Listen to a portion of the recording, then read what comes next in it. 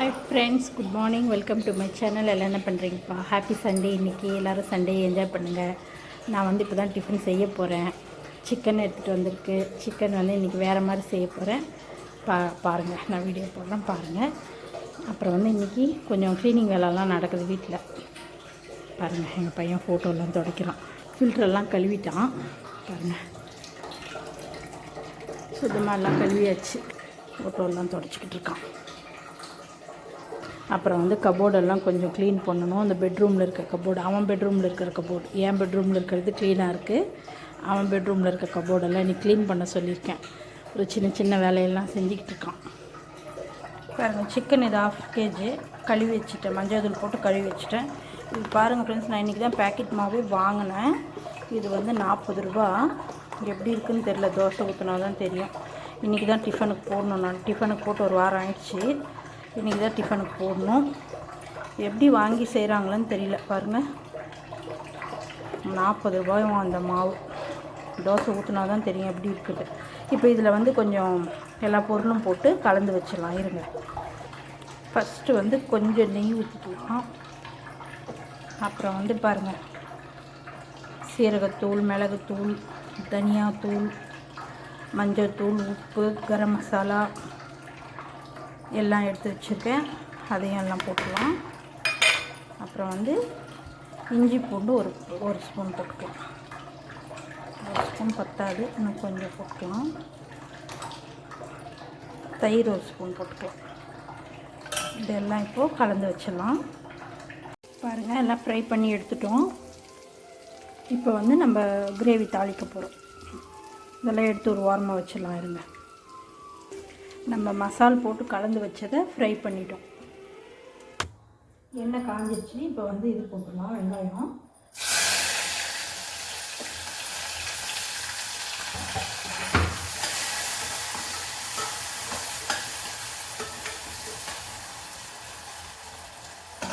வெங்காயம் கொஞ்சம் வணங்கட்டும். வெங்காயம் வணங்கிடுச்சு. ஒரே ஒரு ஸ்பூன் இஞ்சி பூண்டு போட்டுக்கலாம். ஏன்னா நம்ம ஏற்கனவே அதெல்லாம் போட்டிருக்கோம், அதனால கொஞ்சமாகவே போட்டுக்கலாம். இஞ்சி பூண்டு போட்டு கொஞ்சம் நல்லா கலந்துட்டு கொஞ்சம் வணங்கட்டும்.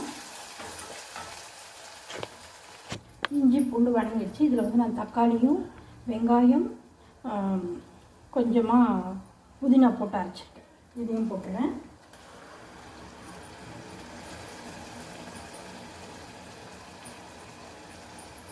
வேறு எந்த மசாலும் யூஸ் பண்ணல, இவ்வளோதான் மசாலா.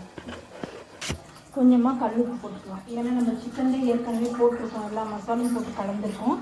அதனால் பார்த்து போட்டுக்கணும், ஜாஸ்தி ஆகிடும் அப்புறம். பாருங்கள், கிரேவி ரெடி ஆகிடுச்சா? இதில் நான் எந்த மசாலும் போடல, உங்களுக்கே காமிச்சேன். எதுவுமே போடல. வெங்காயம், தக்காளி, புதினா போட்டு அரைச்சி வச்சுருக்கேன். இதில் கலந்து வச்சது தான் மசாலா. சிக்கனில் கலந்து வச்சோம் இல்லையா, அவ்வளோதான். இப்போ இது கொதிச்சிருச்சு. இப்போ இதை போட்டு நம்ம மூடி போட்டு வச்சிடலாம்.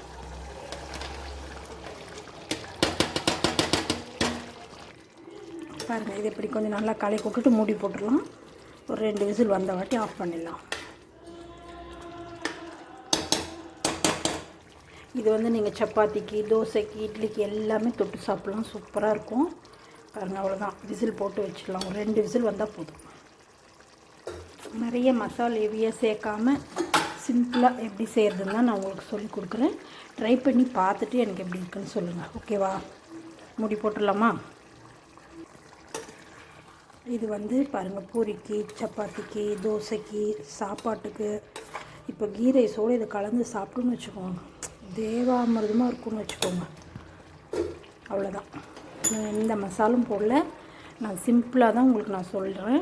என்னோடய வீடியோவை பார்த்துட்டு ட்ரை பண்ணி பார்த்துட்டு எப்படி இருக்குன்னு எனக்கு சொல்லுங்கள். சொன்னால் தானே எனக்கு தெரியும் எப்படி இருந்துச்சு, நல்லா இருந்துச்சா நல்லா இல்லையான்னு. ஓகேவா? இப்போ நம்ம மூடி போட்டுடலாமா? போட்டுடலாம். ஒரு 2 விசில் வந்து ஆஃப் பண்ணிடலாம். அதுக்கப்புறமா நம்ம சாப்பிட்ற டைமில் சாப்பாடு தாளிச்சிக்கலாம். ஓகே ஃப்ரெண்ட்ஸ், இருங்க, இது 2 விசில் வந்துட்டோம். அவ்வளோதான். 2 விசில் வந்துடுச்சு. ஆஃப் பண்ணிட்டோம். பாருங்கள் எவ்வளோ சூப்பராக இருக்குன்னு. இதில் வந்து கொஞ்சமாக தேங்காய் பால் ஊற்றிக்கோங்க. இறக்குனதுக்கப்புறம் ஊற்றுங்க, அடுப்பில் இருக்கும்போது ஊற்றாதீங்க. அவ்வளோதான்.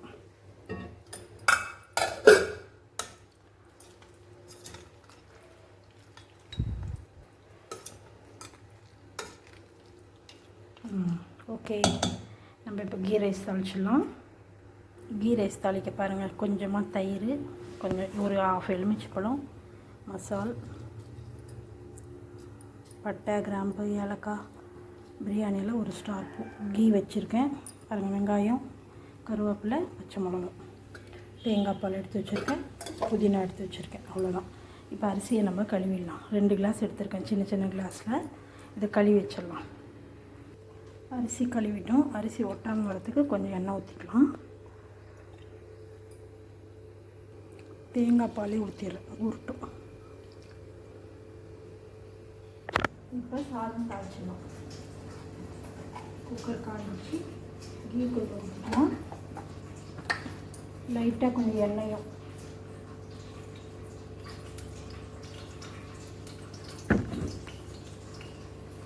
எண்ணெய் காஞ்சிச்சு, மசாலா போட்டுக்கலாம்.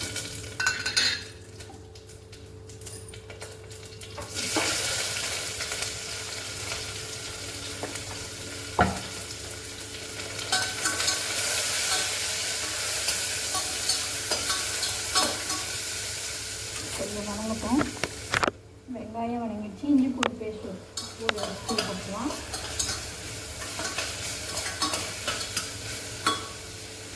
அதுவும் கொஞ்சம் வணங்கட்டும். புதினா போட்டுக்கலாம்.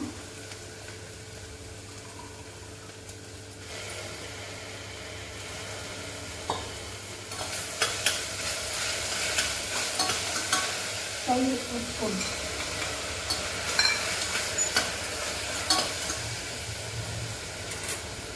அப்படியே லெமன் ஒரு 1/2 லெமன்.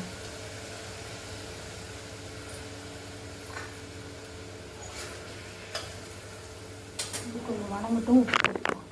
பாருங்கள், கல் உப்பு தான் போடுறேன்.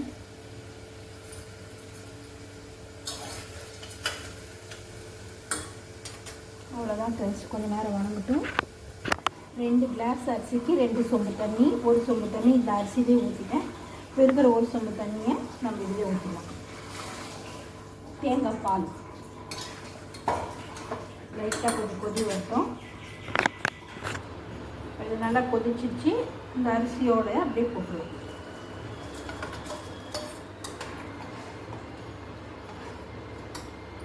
அவ்வளோதான். ஒரு விசில் வந்தோடனே ஆஃப் பண்ணிவிட்டு முடிஞ்சது. Sunday special.